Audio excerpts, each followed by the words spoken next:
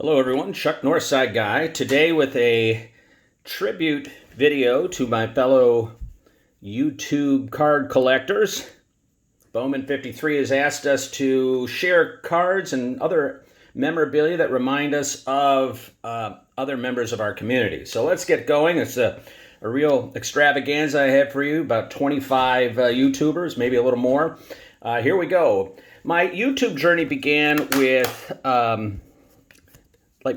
so many of us, with Dave Blue Jacket 66. And as we all know, he has an amazing collection, a very generous heart,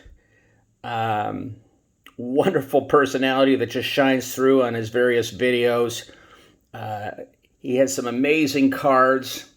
George Brett is, he tells us, is one of his childhood heroes.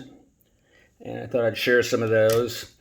Dave also collects some food, and I found these deep in the wells of my boyhood collection. It's Kellogg's products. I couldn't find any of the Hostess cards, and I know I collected those because I certainly grew up on Hostess products.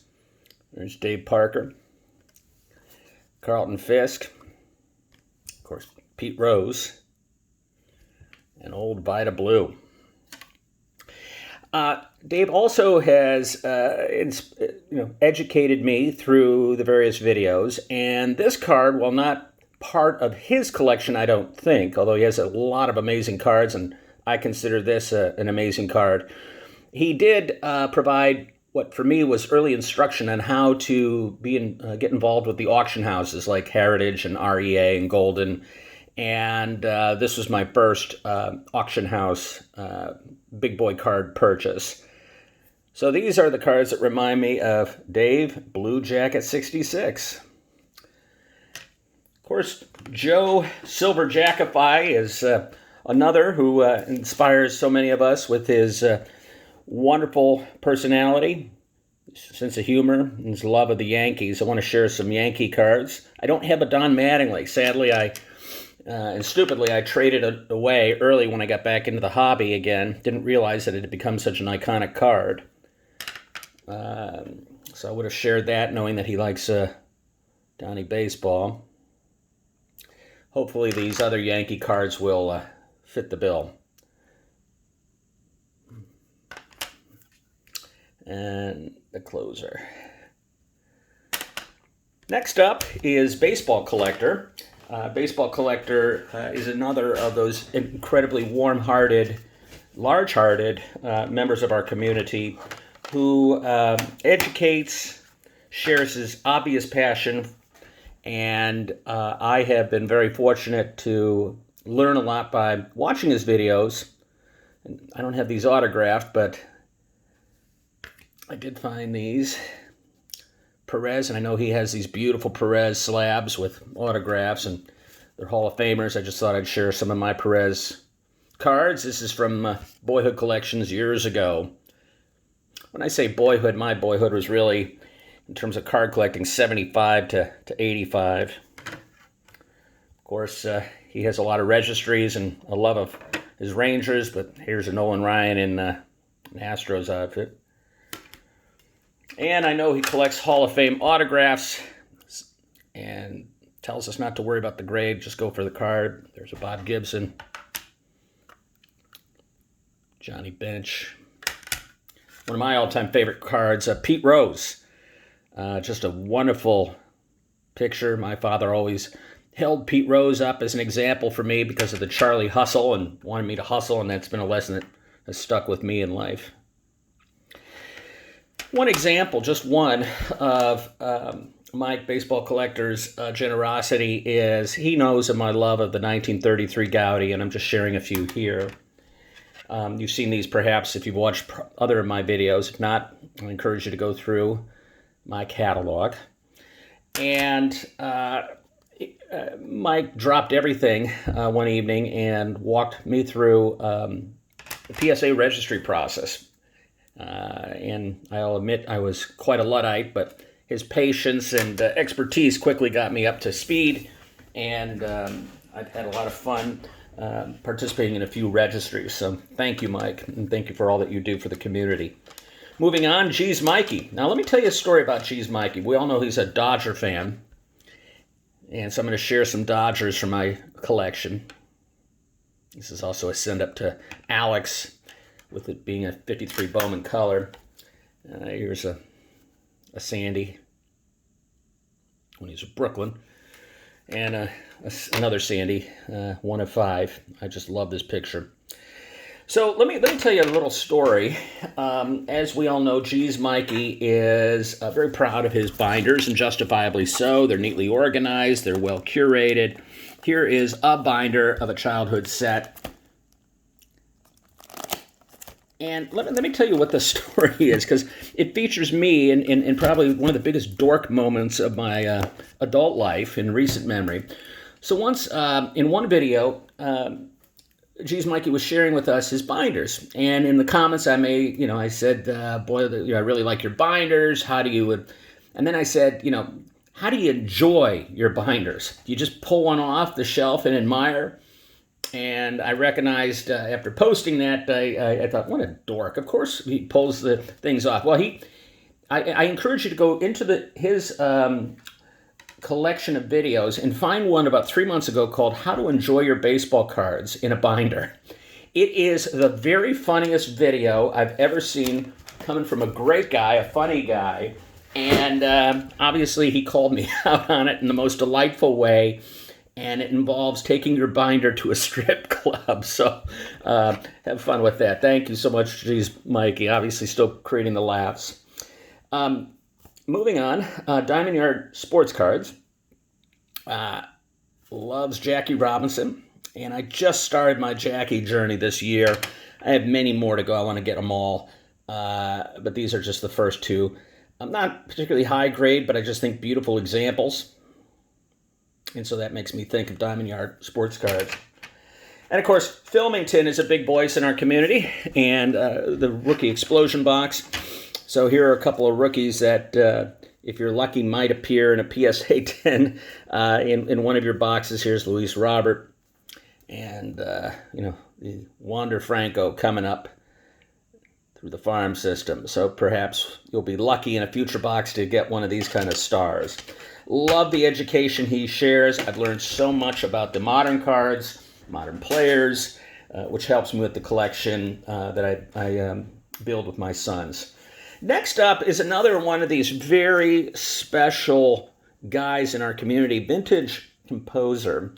And this is it's an official program from the 1966-76 season. It was my birthday party. Here's my dad wrote down the name of my buddies who went there. And it's the White Sox. We lived on the south side when I was growing up of Chicago. And so this is the spirit of 76. My birthday was in September of 76. And here are the old Sox outfits, kind of the pajama outfits. And Vintage Composer has a wonderful set where he takes ticket stubs. He finds moments in baseball history and with fine production quality and a wonderful narration and narrator's voice, takes us through these wonderful moments of, I would say, at least in my mind, recent baseball history. Maybe some of you might think it's vintage. I thought he might enjoy this. You see it's signed by Bart Johnson. I don't know who that's signed by there, but it's another signature. So this is a very sentimental keepsake for me, and the kind of memories that he brings up in his videos. I encourage you all to watch him. Next up is just one card. It's probably one of my most favorite cards of my entire collection. It's a Derek Jeter signed autograph. This is reminds me of a Hall of Fame collector. I know he's a big Maddox guy. I don't have a Maddox card in my collection, but this is a representative sample of a signature card, and he goes for very high-end signatures, and I love this. It's number 4 of 5. It's just a great, awesome picture of one of my heroes. Next up is one of the voices in our community. Joey brings it. Joey has been selling off his collection. Joey brings to his videos an absolute joy for life, love of family, love of cards that are vintage. Doesn't matter if they're high-end players. So while these are not Hall of Famers, I derive a lot of joy from these just commons. And in that spirit, I think Joey shares that in his videos. The love of some of these common players. He just loves the cards, and I think in some of my finer moments in the hobby, I just return to that kind of feeling where I just really enjoy looking at these cards. They don't have to be the fanciest, most expensive cards. They just provide the joy of one's collection, and that always reminds me of Joey. From the left coast, the best coast, the west coast. Thank you, Joey. Moving on is another person who has really taught me a lot, Keith, vintage card curator. And I'm just going to share what is perhaps my favorite modern collection. He just, in a recent video, ranked Topps collections, and I think this came in at number 4, the 1975 Topps. And for me, I completely reconstructed this set in recent years with mint to near mint examples, and I'm not going to get these graded. I just love these cards. I love the color. I love the memories of opening these packs when I was a young boy. And he's Vintage Card Curator has also done just some unbelievable research, and encourage you to study it, to reveal fraud, to reveal pricing, to really forensically get in the weeds and generate unique information. And I just have benefited so much. He does a real service to our community, and I thank him for that. Next up is one card. It's a 1921 exhibits Tris Speaker, and I think of Rick Oddball, Vintage Oddball cards when I hold this card. It is obviously vintage pre-war. While he calls them oddball, I think what his definition of oddball I consider to be some of the most fascinating cards in our hobby. And he sheds lights on dark corners of our hobby that need to be brought out into the open because they're just absolute treasures. So, Rick, I hope you enjoy this one relic. As many of you know, if you follow my channel, I've gotten into T206 collecting this year, and I've shared a lot of these before, but I think of guys like Jay Stoudemire, Enough Said Cards, Maxa Jackson, and Lefty NDV10. If you love T206 cards, I encourage you to watch each of their channels. They each bring something different, very special. Each of them are enchanted by these two T206 cards. That enchantment is obvious when you watch their videos. I'm absolutely hooked, 100% by this collection, and intend to probably spend the next decade or so building this out in kind of a unique way. So stay tuned. And what would a tribute video be without the Mangini collection? I just love this man's unbelievably varied, extensive collection, and he has some real gifts and treasures in there. What I think about, though, because I came of age at the same era I suspect he did, albeit in Chicago, not Pittsburgh. That said, here are some Pittsburgh Steeler cards. Big steel curtain.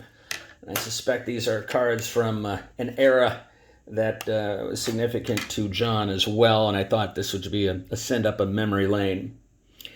I also associate him with an era of what we now would call vintage basketball, pre-Jordan, and I think about a movie that was obscure probably to many of you, but I suspect he may know, and some of you may know. It's called The Fish Who Saved Pittsburgh. The Fish Who Saved Pittsburgh.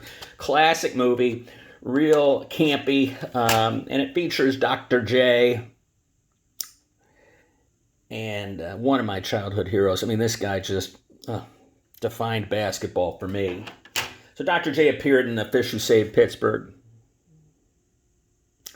and so did Kareem Abdul-Jabbar, so I thought I'd just put him in there. So Mangini collection. Next up is Topps 85401, who has perhaps one of the most amazing single-player collections. This is my only Bonds in a PSA 10. It's one. If you want to see hundreds, thousands even of Barry Bonds, go to his channel. Just wonderful. Another YouTube collector station I enjoy watching is Bald Rhino, and love his sense of humor. He loves Nolan Arenado, so here's an Arenado in a Bowman orange refractor and a gold refractor. Canadian Cards just put out a video which he showed his growing Walter Payton collection. So being a boy of the late 70s and early 80s, in the schoolyard when we played football, we'd all choose up sides, and then we'd all choose up what player we were going to be. And of course, there were sometimes fights about who got to be Walter Payton. So these cards, not necessarily the fanciest, are from the boyhood collection. And I just love these Walter Payton cards. It gets me thinking about what Canadian Cards is doing with his collection. And also because he's in Canada, why not? Let's just show no peachy Willie Mays here. Now I think of my Philly guys. And by that I mean Ray from Philly. I mean Mike O. I mean Wesker Grift. And they all love their Phillies. And so I did a cross-section of Phillies from through the years. And so here's my homage to all three of these guys. Just wonderful contributors. I enjoy each one of their videos. Love to see Ray and his son share the passion of collecting together as I do with my own son. So here's some Phillies from through the years. Dick Bartell. Obviously, there's a Hall of Famer, Mickey Cochran. Again, send up also to Alex, Bowman53. Here's a Kurt Simmons, an old Phillies uniform. Robin Roberts. I don't know what these guys think about Pete Rose in a Philly uniform, but that's what I seem to have a lot of here. And again, as I said earlier, Pete Rose was another boyhood idol, Charlie Hustle. An 83 Fleer. 84 Tops.